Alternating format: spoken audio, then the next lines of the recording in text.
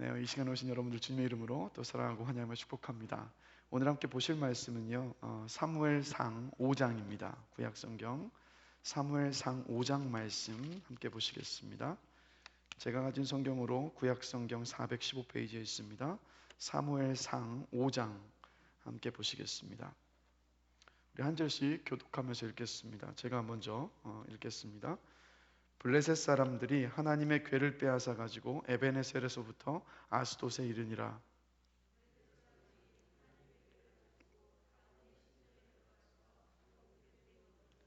아스돗 사람들이 이튿날 일찍이 일어나 본즉 다곤이 여호와의 궤 앞에서 엎드려져 그 얼굴이 땅에 닿았는지라. 그들이 다곤을 일으켜 다시 그 자리에 세웠더니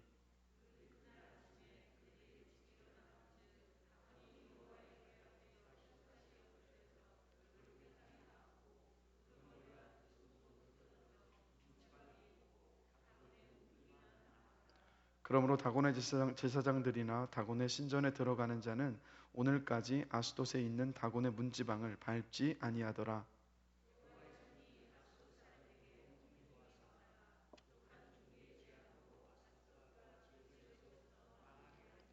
아스돗 사람들이 이를 보고 이르되 이스라엘 신의 궤를 우리와 함께 있지 못하게 할지라. 그의 손이 우리와 우리 신 다곤을 친다 하고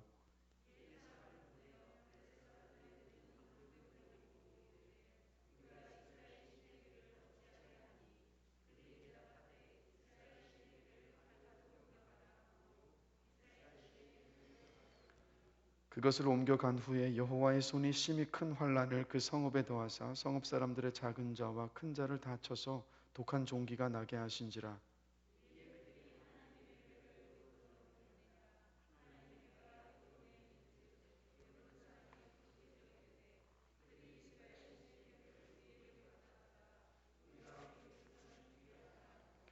이에 사람을 보내어 블레셋 모든 방백을 모으고 이르되 이스라엘 신의 궤를 보내어 그 있던 곳으로 돌아가게 하고 우리와 우리 백성이 죽임당함을 면하게 하지 아니 이는 온 성읍이 사망의 환란을 당함이라. 거기서 하나님의 손이 엄중하심으로 죽지 아니한 사람들은 독한 종기로 치심을 당해 성읍의 부르짖음이 하늘에 사무쳤더라.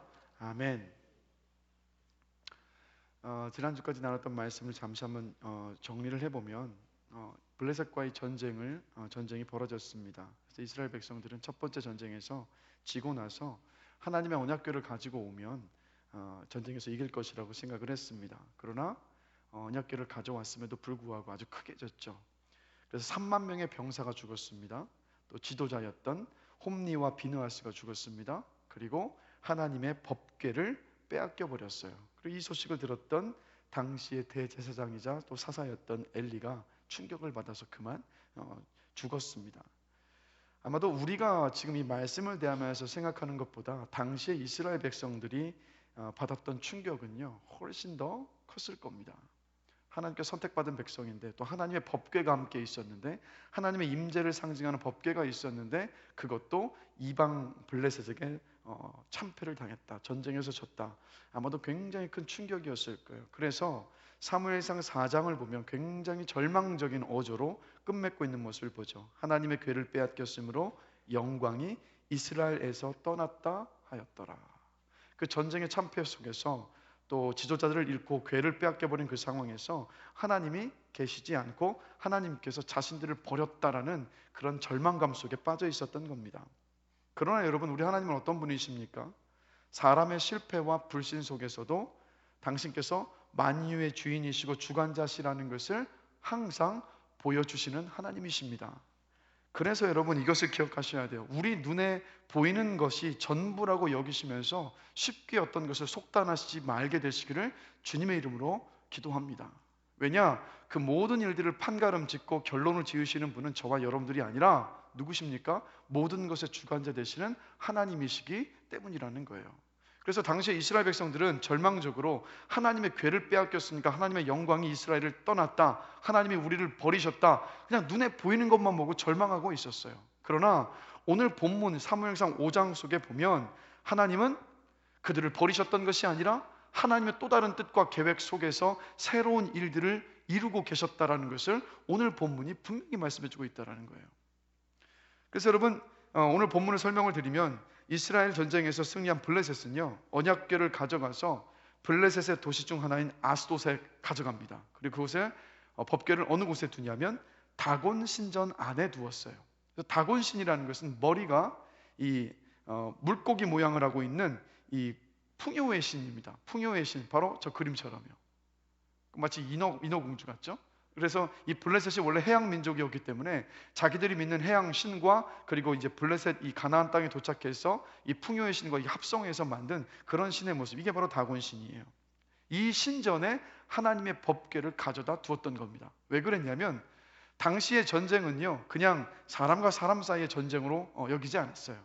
그들이 믿고 있는 신과 신의 싸움으로 생각을 했습니다. 그래서 전쟁에서 졌다라는 것은 어떤 뜻이냐면 우리가 믿고 있는 신이 저쪽 적군이 우리가 이긴 나라가 믿고 있는 그 신을 이겼다라고 생각을 한 거예요. 그래서 전쟁에서 이기고 나면 그 이긴 그 상대방의 나라의 신상을 가져와서 자기들의 신전에다 두었습니다. 왜 그랬냐면 우리가 믿고 있는 신도 강해서 그쪽 신을 이겼는데 그 신상까지도 우리의 신전에 가져다 주면 그 힘까지도 우리가 더해서 더 풍요롭고 더 성공적인 삶, 또 승리하는 일들을 이루게 될 것이다라는 굉장히 미신적인 신앙을 가지고 있었기 때문이에요. 그래서 하나님의 법궤를 다곤 신전에 가져다 둔 겁니다. 자, 그런데 분명히 전쟁에서 이겼습니다. 또 그 하나님의 그 법궤를 가져왔으니까 자신들을 더 풍요롭게 만들 것이라고 기대하지 않았겠습니까? 그런데 전혀 다른 일이 벌어졌죠. 자, 오늘 보면 3절과 4절을 보실까요? 자, 우리 다 함께 한 목소리로 3절, 4절 말씀 다시 한번 읽어보겠습니다. 아스돗 사람들이 이튿날 일찍이 일어나 본즉 다곤이 여호와의 궤 앞에 엎드려져 그 얼굴이 땅에 닿았는지라. 그들이 다곤을 일으켜 다시 그 자리에 세웠더니 그 이튿날 아침에 그들이 일찍 일어나 본즉 다곤이 여호와의 궤 앞에서 또다시 엎드러져 얼굴이 땅에 닿았고 그 머리와 두 손목은 끊어져 문지방에 있고 다곤의 몸뚱이만 남았더라. 혹시 이 사진 준비되어 있습니까? 바로 이런 모습이었던 거예요. 다곤 신전 안에, 저게 다곤 신인데 하나님의 법궤가 앞에 보이시죠? 그 앞에 지금 팔과 목이 잘려진 채로 쓰러져 있었던 겁니다. 자, 그럼 얼굴을 대고 땅에 엎드려 있다는 것은 어떤 뜻입니까? 신을 예배할 때의 모습인 거예요. 즉 다곤 신이 얼굴을 땅에 대고 하나님의 법궤 앞에 엎드려 있다는 것은 무슨 뜻입니까? 그 다곤 신이 하나님 앞에 엎드려서 예배하고 있었다는 거예요. 그리고 손이 끊어지고 목이 잘렸다는 것은 어떤 뜻이냐면 당시의 고대 근동 사회에서는 포로를 처형을 할 때 손을 자르고 목을 쳤습니다. 이 말은 뭐겠습니까? 손과 목이 잘려져 있다는 것은 하나님께서 다곤 신을 아주 철저하게 이기시고 승리하셨다는 것을 바로 이 사건을 통해서 하나님께서 보여주고 계셨던 거예요. 즉 하나님은 이 블레셋 사람들에게 이렇게 선포하고 계셨던 겁니다. 내가 능력이 없어서 블레셋 너희들이 이스라엘을 이기게 했던 것이 아니라 나는 천지를 지은 하나님이고 전능한 여호와다. 그러니까 나를 기억하고 나를 인정해라 라고 지금 하나님께서 블레셋에게 메시지를 전하고 계셨던 거예요. 그런데 여러분 참 재미있는 일이 그 다음에 기록되어 있죠. 5절을 보시면 그러므로 다곤의 제사장들이나 다곤의 신전에 들어가는 자는 오늘까지 아스돗에 있는 다곤의 문지방을 밟지 아니하더라. 자 보세요. 거대한 신상, 다곤 신상이 무너져가지고 하나님의 궤 앞에 손과 목이 끊어진 채로 지금 머리를 맞대고 쓰러져 있는 거예요. 그럼 이런 어떤 기적적인 사건을 체험을 했다면 여러분 같으시면 다곤 신을 계속해서 믿으시겠습니까? 여호와 하나님을 믿으시겠습니까? 많은 경우 어떤 이런 기적을 경험한다면 하나님을 인정하고 받아들여야 되는 것 아니겠어요? 근데 이 블레셋 사람들은 어떻게 했느냐? 이 산 신상이 넘어지면서 손과 목이 그 신전 입구의 문지방에 닿은 거예요. 그러자 어떻게 생각했느냐? 그 다곤 신상의 손과 목이 문지방에 닿았으니까 그 문지방을 신성하게 여긴 거예요. 그래서 그 다음부터는 문지방을 밟고 다니지 않았다라는 거예요. 여러분 근데 오늘 3절을 보시면 다곤 신을 누가 이렇게 세웠습니까? 다곤 신상을요? 사람이 일으켜 세웠어요. 사람이 일으켜 세워야지만이 일어설 수 있는 신이, 질문 드릴게요. 정말 살아있는 신 맞습니까? 살아있는 신이 아니잖아요. 사람의 도움을 받아서 사람에 의해 만들어진 것 아니겠습니까? 그런데 안타까운 것은 이 블레셋 사람들은 그 신상이 자신들이 만든 그 신상이 안정과 행복과 복을 가져다 둘 것이라고 끝까지 믿고 있었던 거예요. 뭘 말합니까? 사람이 이렇게 어리석고 영적으로 무지한 존재라는 것. 그래서 여러분, 여러분 정말 하나님께서 살아계심을 믿으십니까? 그 살아계신 하나님을 믿고 인정하고 있는 것 자체가 기적이고 복인 줄로 저는 믿습니다. 지금도 우리나라를 보세요. 새 자동차를 사면 이 부것대가리에 명주실을 감아가지고 트렁크에 넣어두던가 아니면 부적을 해서 차에 걸어두지 않습니까? 근데 질문 드릴게요. 그게 정말로 사고로부터 우리를 지켜줄 수 있습니까? 우리 정말 너무도 이 과학이 발달된 시대 속에서 살고 있음에도 불구하고요, 여전히 사람들은요 이런 미신적인 신앙을 가지고 지금도 살아가고 있다는 것 우리가 보고 있지 않습니까? 이게 영적으로 너무도 어두워져 있고 무지하기 때문이라는 거예요. 그래서 여러분, 다른 것을 두고 감사해야 될 것이 아니라 우리는 정말 참 하나님, 참 신이신 하나님을 인정하며 믿음으로 이 땅을 살아가고 있다는 그 사실 자체가 저와 여러분들이 영원토록 감사해야 할 감사의 제목인 줄로 믿습니다. 그래서 마음껏 감사하실 수 있어요. 그런데 여러분, 이 하나님께서 이런 다곤 신상을 무너뜨리고 난 다음에 그것만으로 끝이 아니었고요. 5절을 보시면 하나님께서 어떻게 하셨냐면 독한 종기를 이 아스돗에 다 퍼져나가게 하셔서 수많은 사람들이 죽었습니다. 그래서 당시에 블레셋은요 도시국가였습니다. 5개의 도시국가들이 연합해서 이루고 있었던 나라였는데 그 도시들이 5개가 아스돗, 가사, 에그론, 가드, 아스글론, 이 5개의 도시였어요. 그런데 이 아스돗에 그 하나님의 법궤가 있음으로 말미암아서 다곤 신상도 넘어져 버리고 이 악성 종기가 퍼져나가서 사람들이 많이 죽게 되니까 이 블레셋 사람들이 어떻게 했냐면 각 도시의 지도자들을 다 불러 모아서 긴급 회의를 합니다. 그래서 8절을 보시면 이 회의를 통해서 어떻게 결정을 하냐면 이 하나님의 언약궤를 가드로 보내기로 했어요. 5개 도시 가운데 하나는 가드였는데 왜 가드로 보냈을까요? 가드 하면 여러분 떠오르는 사람이 누굽니까? 성경 속의 인물 가운데 가드 누굽니까? 가드 출신의 유명한 성경 속의 인물 바로 골리앗이에요. 가드는 아낙 자손들, 거인들의 고향이 바로 가드입니다. 한마디로 왜 법궤를 그쪽으로 가져갔겠습니까? 아낙의 후손들, 거인들, 기골이 장대하고 무예가 출중했었던 골리앗과 같은 사람들이 살고 있는 곳이니까 여호와의 법궤가 그곳에 가더라 할지라도 설사 큰 문제를 일으키지 않을 것이다 라고 블레셋 사람들이 생각을 했었던 거예요. 그러나 그렇지 않았죠. 9절을 함께 보실까요? 이렇게 기록합니다. 그것을 옮겨간 후에 여호와의 손이 심히 큰 환난을 그 성읍에 더하사 성읍 사람들의 작은 자와 큰 자를 다 쳐서 독한 종기가 나게 하신지라. 작은 자와 큰 자를 다 쳐서, 즉 기골이 장대했었던 골리앗과도 같았던 아낙 자손들까지도 이 종기 때문에 다 속수무책으로 죽어나갈 수밖에 없었다는 거예요. 그러자 어떻게 합니까? 가드 사람들도 다시 이 하나님의 교회를 어디로 보내고자 결정을 하냐면 에그론으로 보내기로 결심을 합니다. 에그론으로 보냈어요. 에그론으로 또 왜 보냈는지 아십니까? 에그론은 당시에 블레셋 사람들이 섬기고 있었던 신들 가운데 가장 강력한 신, 그 신을 섬기는 신전이 있었던 곳이 바로 에그론이에요. 그래서 에그론에 있었던 신이 누구냐? 바로 바알세불입니다. 바알세불이라고도 하죠. 그래서 신약성경에서 예수님께서 귀신을 쫓는 기적을 행할 때 이 바리새인들이 뭐라고 합니까? 바알세불의 힘을 빌어서 귀신을 내쫓았다라고 얘기했었던 바로 그 바알세불을 믿고 있었던 곳이 바로 이 도시 에그론이었다라는 거예요. 그런데 그 에그론의 법궤가 들어오자마자 그들의 반응이 어땠는지 아십니까? 10절입니다. 우리 10절 말씀 다 같이 한 목소리로 한번 읽어보겠습니다. 이에 그들이 하나님의 궤를 에그론으로 보내리나 하나님의 궤가 에그론에 이른즉 에그론 사람이 부르짖어 이르되 그들이 이스라엘 신의 궤를 우리에게로 가져다가 우리와 우리 백성을 죽이려 한다 하고. 가장 강력한 신 바알세불을 섬기고 있었던 에그론이지만 이들 모두 알고 있었어요. 그 신이 우리를 지켜줄 수 없다는 것.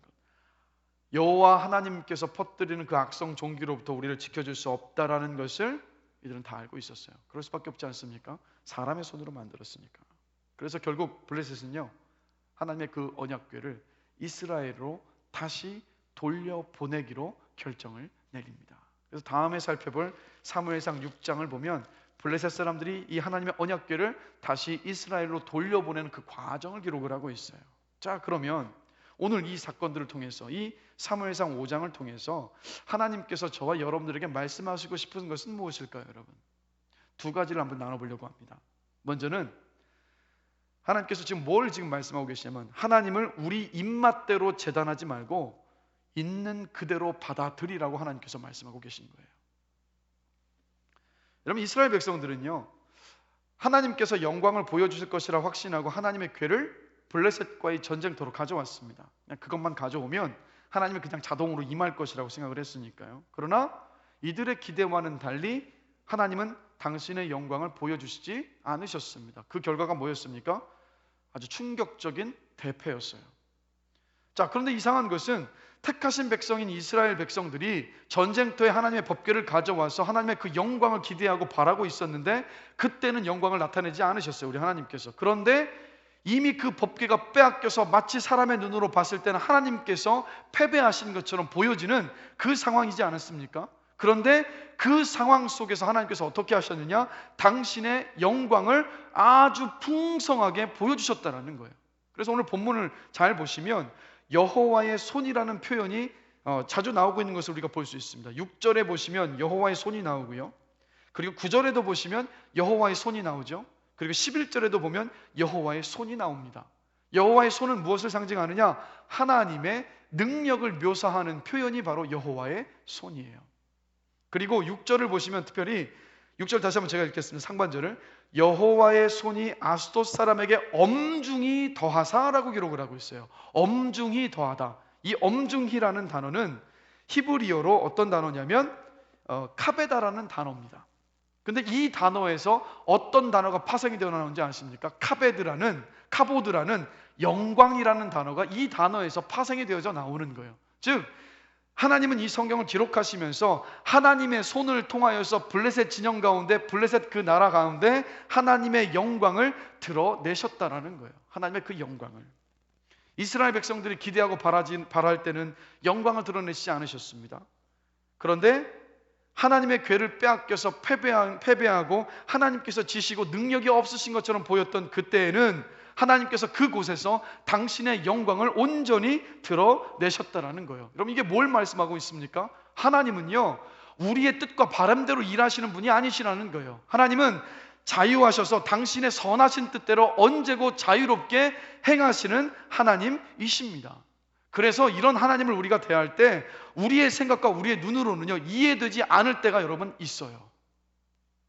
그러나 하나님은요, 무엇을 저와 여러분들에게 바라는지 아십니까? 우리가 이해되지 않고 납득되지 않는 그 상황 속에서도 하나님의 뜻대로, 선하신 하나님의 뜻대로 행하신 것이었기 때문에, 하나님의 주권을 따라서 행하신 것이었기 때문에 그 모든 것을 있는 그대로 받아들이기를 하나님께서는 원하신다는 거예요. 오늘 본문을 통해서 그것을 말씀하고 계시는 거예요.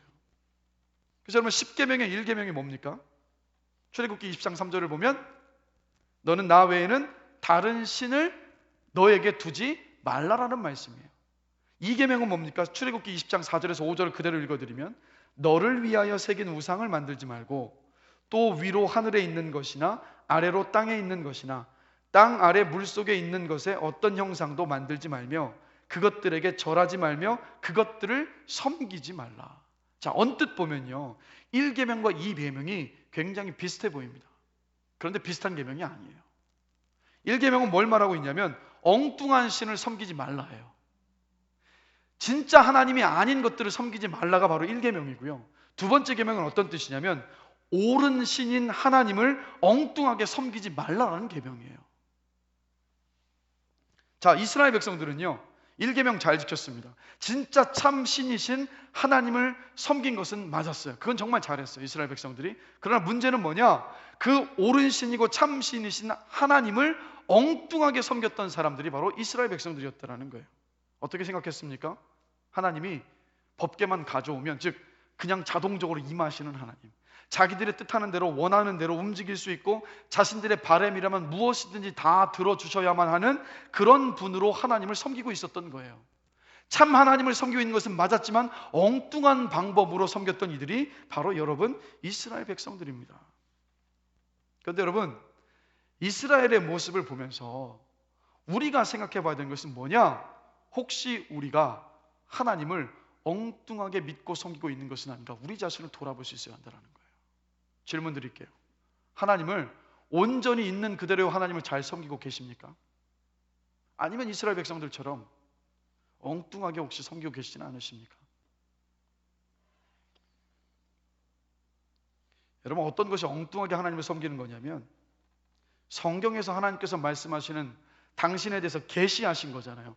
하나님께서 어떤 분이신지를 계시하신 유일한 책이 바로 성경입니다. 그래서 우리가 하나님을 알 수 있는 방법은 하나님께서 성경을 통해서 당신께서 누구신지를 계시하셨기 때문에 우리는 오직 성경을 통해서만이 하나님을 알 수가 있어요. 그런데 문제는 어디 있느냐? 성경 속에 하나님께서 계시하여 주신 모든 하나님을 우리는 다 있는 그대로 받아들이고 믿어야 합니다. 그런데 우리는 어떻게 하느냐? 취사 선택할 때가 많다라는 거예요. 그래서 많은 분들에게 하나님께서 여러분에게 어떤 하나님이십니까? 물어보면요, 그냥 딱 한두 가지 하나님만 얘기해요. 내 사랑의 하나님이세요. 공의의 하나님이세요. 하나님은요, 어떤 것 하나로 규정될 수 없는 분이세요. 완벽한 사랑의 하나님이시자 동시에 완벽한 공의의 하나님이신 분이 바로 하나님이십니다. 근데 우리는 내 마음에 드는 그 하나만 선택을 해서 하나님을 믿으려 할 때가 너무도 많아요. 또 이런 경우도 있죠. 하나님은 내가 미워하는 사람은 누구나 미워하시는 하나님이십니다. 또 이렇게 생각할 때도 있어요. 하나님은 또 나를 성공하게 하시고 돈 많이 벌게 하시고 고통에서 완전히 자유로운 삶을 허락하시는 하나님이시다. 또 이렇게만 하나님을 또 생각할 때가 있어요. 그리고 내가 만나고 경험한 하나님이 하나님의 전부인 것처럼 생각해서 누구에게든 그런 하나님을 만나야 한다라고 또 그렇게 우길 때도 많아요. 이 모든 것이 우리 생각에는 하나님을 있는 그대로 잘 믿고 있다라고 착각하고 있는 것에 불과하다라는 거예요. 많은 경우 우리가 성경에서 계시하신 하나님이 아니라 우리가 그냥 아는 그만큼만 취사 선택해서 섬길 때가 참 많다라는 거예요. 하나님은 그런데 그것을 기뻐하지 않으십니다. 하나님은 내가 좋아하고 믿고 싶은 어떤 한 가지로 규정되시는 분이 아니라는 것. 그래서 만약에 여러분 하나님을요, 내가 좋아하는 어떤 한 가지의 속성을 지니신 분으로만 생각하고 믿고 있다면 우리도 이스라엘 백성들처럼 엉뚱하게 하나님을 섬기고 있는 거예요. 그래서 칼 바르트라는 신학자가 이런 말을 했습니다. 하나님으로 인해 화나지 않는 사람은 그분이 아니라 자신을 섬기고 있는 것이다. 이 말이 하나님을 향해서 막 분노를 쏟아내라 이런 뜻이 아니라 때로는 우리가 이해되지 않는 하나님의 그 선하신 뜻이 인생 가운데 너무도 많은데 그 이해되지 않고 납득되지 않는 상황에 직면해서 하나님 때문에 막 마음에 화가 나는 어떤 그 감정이 솟구쳐 오르지 않고 있다라고 한다면 하나님을 있는 그대로 내가 믿고 있지 못하다는 것이다라는 그런 뜻이에요. 왜 그렇습니까? 나의 기대와 하나님이 너무도 다르실 때가 많기 때문이에요. 근데 그럴 수밖에 없는 이유가 있습니다. 예레미야 17장 9절을 보면요, 만물보다 심히 거짓되고 심히 부패한 것은 마음이라 누가 능히 이를 알리오마는. 만물보다 심히 거짓되고 부패한 것이 바로 저와 여러분들의 마음이에요. 예수 그리스도의 십자가의 은혜로 구원을 받았고 우리 안에 성령께서 계시지만 여전히 우리 안에 죄된 성품들이 남아있지 않습니까? 그로 인해서 하나님을 우리가 왜곡되게 생각하고 왜곡되게 믿을 때가 발생할 수밖에 없다는 거예요. 여러분, 이것을 인정하셔야 돼요. 이게 우리의 그냥 실존의 모습이라는 것을 인정하시게 되시길 주님의 이름으로 권면합니다. 이게 우리의 모습인 거예요. 그래서 여러분, 하나님이 절대 우리의 의견에 반대하지도 않으시고 우리가 좋아하는 것만 다 좋아하시고 우리가 미워하시는 것을 하나님께서 무조건 다 미워하신다면, 만약에 그런 하나님을 우리가 믿고 있다면요, 제가 말씀드릴게요. 그 하나님은요 진짜 하나님이 아니십니다. 단지 우리의 취향을 신격화하고 거기에다가 하나님이라는 이름을 갖다 붙인 것일 수가 있다는 거예요. 결코 하나님은요 우리의 취향 저격의 하나님이실 수가 없으십니다. 쉽게 예를 들어서 여러분, 용서하시는 거 쉬우세요? 나에게 심 깊은 상처와 아픔을 준 사람도 용서하시는 거 쉬우십니까? 그런데 하나님은 우리에게 용서하지 못하는 우리의 심령을 향하여서 하나님 말씀을 통해서 뭐라고 말씀하십니까? 용서해라, 용납해라라고 끊임없이 말씀하신다고요. 그럼 우리 어떻게 합니까? 하나님, 저 용서 못하겠어요. 저를 이렇게 힘들게 한 사람인데 제가 어떻게 용서합니까? 라고 그 납득이 되지 않아서 하나님 앞에 막 화를 쏟아내고 원망을 쏟아낼 때가 여러분 우리 다 있지 않았습니까? 이게 하나님이시라고요. 이게 하나님이시라고요. 그런데 여러분 정말 중요한 것이 뭐냐? 내가 원하는 하나님만을 믿고 섬기면 나타나는 무서운 결과가 있어요, 여러분. 뭔지 아십니까? 사람은요, 이것을 아셔야 돼요. 내가 예배하고 바라는 그 대상을 닮아가요. 근데 내가 취사 선택한 하나님만을 내가 지금 믿고 있다는 얘기는 내가 만든 그 하나님만을 예배하고 있다는 거예요. 그래서 그 결과가 뭔지 아십니까? 굉장히 자기중심적이 될 수밖에 없다는 거예요. 그런데 성경에서 계시하는 참 하나님, 모든 성경에서 계시하신 하나님을 다 용납하고 섬기고 믿는 사람은요, 그렇게 될 수가 없어요. 왜냐하면 내가 이해되지 않는 그 하나님까지도 다 용납하고 믿는 믿음 안에 그 하나님을 받아들이기 때문에 그 하나님을 닮아갈 수밖에 없기 때문입니다.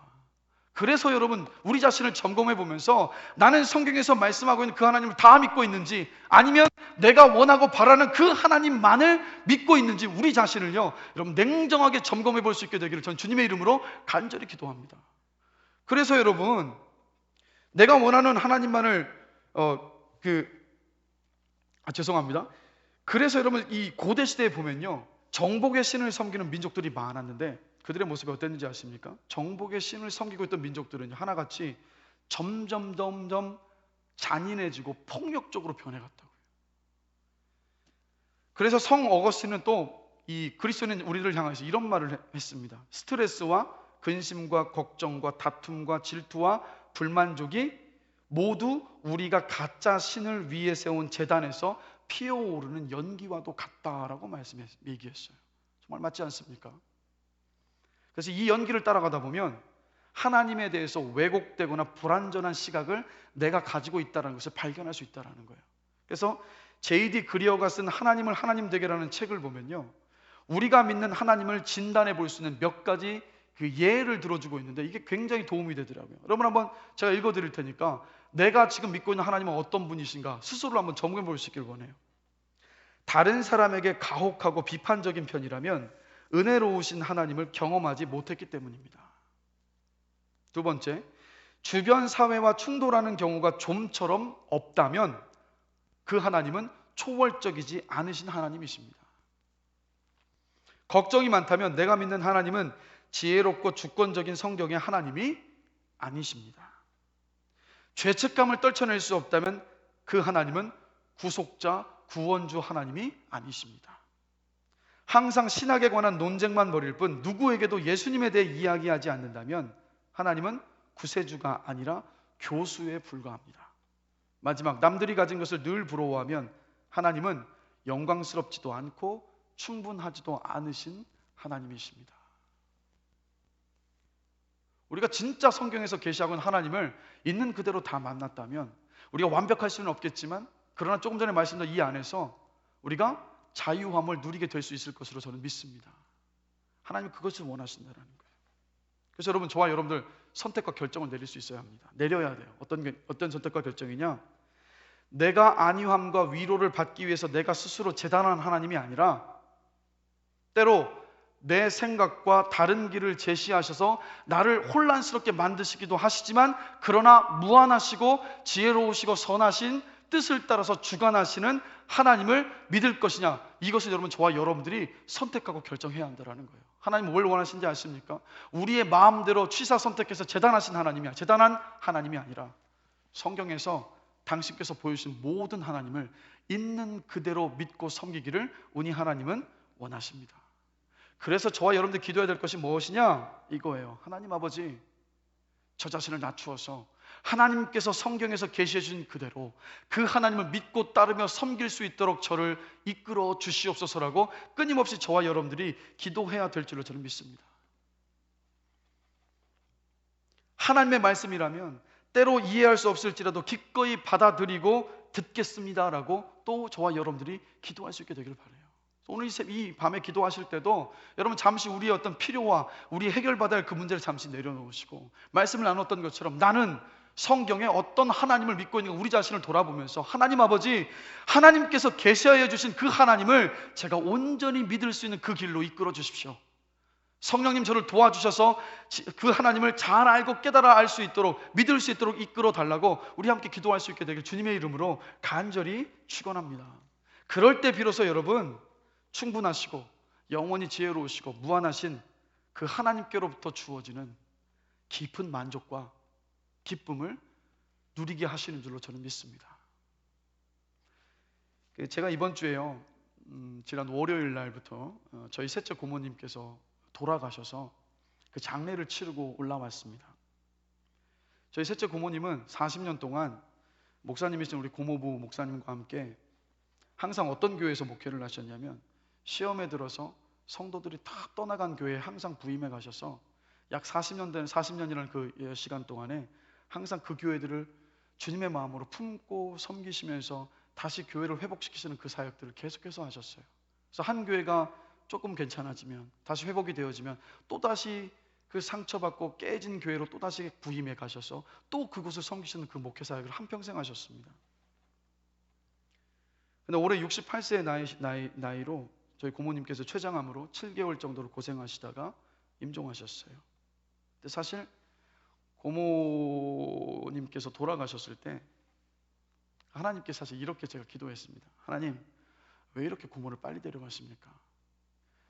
천국이 좋아서 데려가셨다는 것은 알지만, 그래도 하나님, 정말 이 땅에서 그 40년 가까이 되는 시간 동안에 그렇게 수고하고 노력하고 애를 쓴 고모인데, 고모부와 함께 그래도 조금이라도 더 주님께서 이 땅에서 축복의 선물을 주셨던 걸 누리게 하시고 가족들과 함께 좀 더 좋은 시간들을 보내다가 그렇게 불러가셨으면 안 되셨습니까? 라는 마음이 사실 솔직히 제 마음 안에 있었습니다.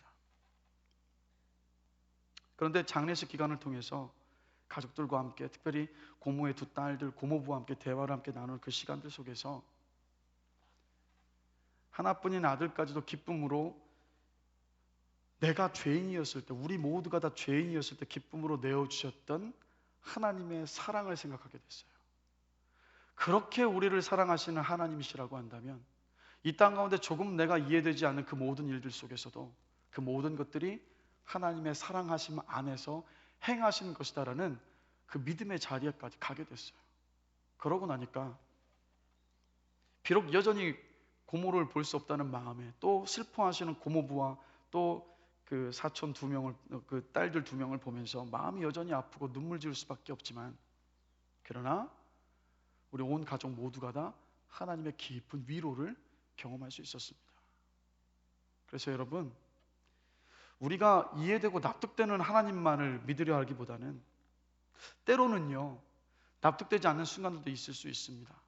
그러나 그때마다 나를 위해서 하나뿐인 아들까지 내어주신 하나님께서 나를 너무도 사랑하시고 그만큼 선하신 분이시기에 그 하나님을요, 있는 그대로 믿고 받아들일 수 있는 저와 여러분들이 되기를 주님의 이름으로 간절히 축원합니다.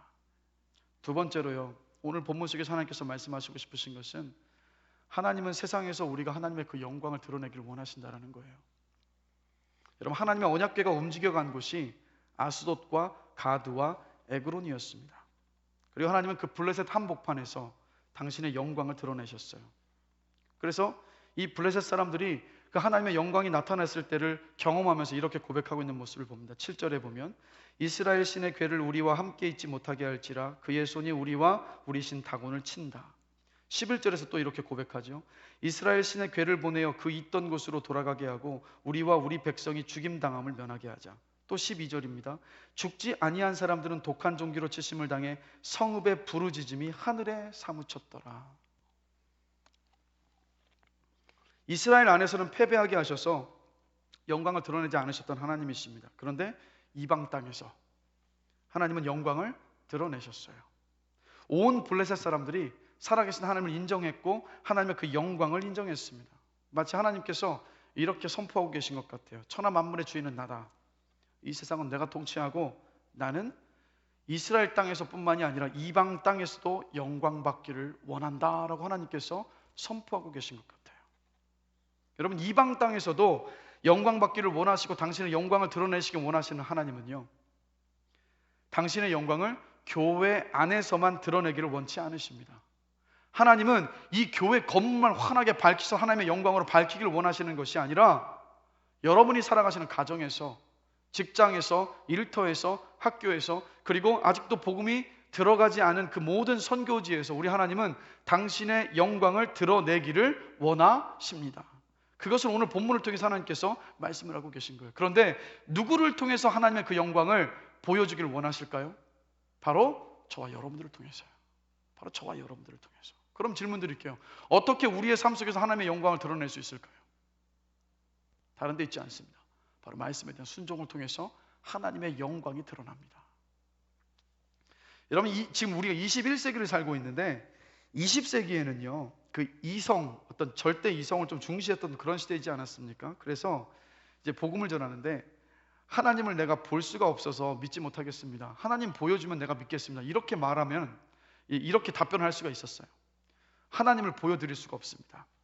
하나님은 너무 거룩하셔서 죄인인 당신이 하나님 앞에 서면 죽기 때문입니다. 이렇게 이야기하면 그냥 이성적으로 판단과 생각을 해본 다음에 납득이 됐으면 그냥 그 하나님을 그 지적으로라도 인정할 수 있는 어떤 그런 자리까지 갈 수 있었어요. 그런데 여러분, 지금 우리가 살고 있는 이 시대는요 21세기입니다. 21세기를 가리켜서 뭐 이런 표현을 쓰죠. 포스트 모던 시대다. 어떤 시대냐? 이 시대가 어떤 시대냐면 절대 진리와 절대 이성을 부정하는 시대가 바로 이 시대예요. 그래서 여러분, 이 시대는요 합리적 설명과 이성적 증명, 그것이 중요하지 않아요. 어떤 게 더 중요하냐면 실존적인 경험과 개인적인 선호도가 더 중요합니다. 그래서 요즘 사람들이 하나님을 보여달라고 했을 때 그 말은 하나님께서 살아계시다는 것을 논리적으로 증명해달라, 여러분 이런 뜻이 아니에요. 요즘에 하나님을 나도 보여달라는 말을 한다면 그런 뜻은 어떤 뜻이냐면 그렇게 하나님께서 계시다고 말하는 당신의 그 고백의 진실성을 보여달라는 뜻이에요. 무엇을 믿는지를 묻고 있는 것이 아니라 진짜로 당신이 믿고 있는지를 당신의 삶을 통해서 나에게 보여달라는 뜻이라는 거예요. 그래서 우리도 이런 경험들 많이 하고 있지 않습니까? 그래서 여러분, 이 무신론자가 뭡니까 여러분? 신이 없다라고 믿는 사람들이 무신론자예요. 그런데 무신론자에 여러분 두 가지 종류의 무신론자가 있습니다. 첫 번째는 뭐냐? 이론적인 무신론자예요. 이론적인 무신론자는 그냥 하나님의 존재를 그냥 부정하는 사람이 바로 이론적인 무신론자들입니다. 자, 그런데 실제적인 무신론자는 누구냐? 삶 속에서 하나님의 존재를 의식하지 않고 살아가는 사람들이 실제적인 무신론자예요. 실제적 무신론자는 그래서 하나님이 없는 것처럼 철저하게 자기 중심적으로 살아가기 때문에 하나님이 살아계시지 않는다는 걸 그냥 자기의 삶으로 그냥 보여주고 증명하면서 살아가는 사람들이 실제적인 무신론자들이에요. 그런데 우리 모두는 다 무신론자들이 아니지 않습니까? 질문 다시 한번 드릴게요. 하나님께서 계심을 믿으십니까? 하나님께서 살아계심을 믿으십니까? 우리 하나님을 믿기 때문에 무신론자가 아니라 유신론자들이에요. 그런데 이 실제적인 무신론자에 대한 정의와 그 모습의 삶의 모습을 통해서 제가 질문을 던져보는 건 뭐냐면, 혹시 우리가 하나님을 믿고 있는다라고 말로는 고백을 하고 있는데 우리의 삶이 실제적인 무신론자처럼 살고 있는 것은 혹시 아닙니까? 하나님은 살아계시다고 말로는 고백하는데 삶을 보면 하나님이 살아계시다는 걸 도무지 찾아볼 수 없는 삶이 혹시 우리의 삶은 아닌가? 우리가 한번 질문을 던져보길 원한다는 거예요. 그래서 여러분, 야고보 사도가 무슨 말을 합니까? 행함이 없는 믿음은 어떤 믿음이라고요? 죽은 믿음이다. 그러니까 하나님이 살아계시다고 아무리 말을 해도 삶 속에서 행함으로써 그 믿음에 대한 행함이 따라오지 않으면 그 믿음은 살아있는 믿음이 아니라는 거예요. 죽은 믿음이라는 거예요. 그래서 예수님도요 사대교회를 향하여서 이런 말씀을 하셨어요. 요한계시록 3장 1절을 보면 내가 너의 행위를 아노니 너희가 살았다 하는 이름은 가졌으나 죽은 자로다. 이게 무슨 뜻이겠습니까? 사대교회 성도들은 그러니까 입을 열 때마다 이런 고백을 했어요. 저는 예수 그리스도를 믿습니다. 예수 그리스도께서 나의 주님이십니다. 주인이십니다라고 말로 다 고백을 했어요. 그래서 입술로 고백했기 때문에 무슨 생각을 했냐면 나는 살아있는 믿음을 가졌다라고 생각했던 거예요. 그런데 예수님은 그들의 실상을 꿰뚫어보고 하시면서 뭐라고 말씀하시는 겁니까? 너희들이 입으로는 나를 주인이라고 고백을 하지만 너희들의 삶을 내가 지금까지 지켜봐왔는데 나를 단 한 번도 주인으로 인정한 그러한 삶의 모습을 살아내지 못했다라고 예수님께서 책망을 하고 계셨던 거예요. 그래서 행함이 없는 믿음은 뭐냐면 하나님은 전능하시고 선하시고 살아계셔서 우리를 주관하시는 분이시라고 입으로는 고백하면서도 하나님께서 없는 것처럼 사는 삶을 말해요. 하나님께 질문 한 번도 던지지 않고 한 번도 하나님 앞에 고민하지 않고 그냥 내 원하는 대로 순간순간의 감정을 따라 선택하고 결정하는 삶. 정말 하나님을 인정하고 믿는다면요 우리는요 하나님의 뜻대로 살아가기 위해서 몸부림을 칠 수밖에 없습니다. 왜요? 우리 그분 앞에 서게 될 것을 아니까요. 정말 하나님을 믿는다면 우리 아주 작은 죄에 대해서도 우리 가슴을 치면서 회개하면서 아파할 수밖에 없지 않습니까?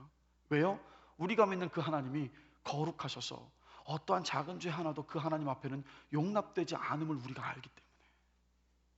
정말 하나님을 믿는다면요 섬김을 받으려 하는 것이 아니라 먼저 낮아져서 섬기고 희생하기를 애쓰지 않습니까? 왜요?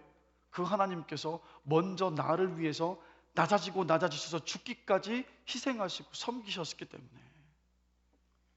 정말 하나님을 믿는다면 하나님이 우리를 끝까지 용서하시고 용납하셨던 것처럼 다른 사람들을 용서하고 용납하기 위해 최선을 다할 수밖에 없지 않겠습니까?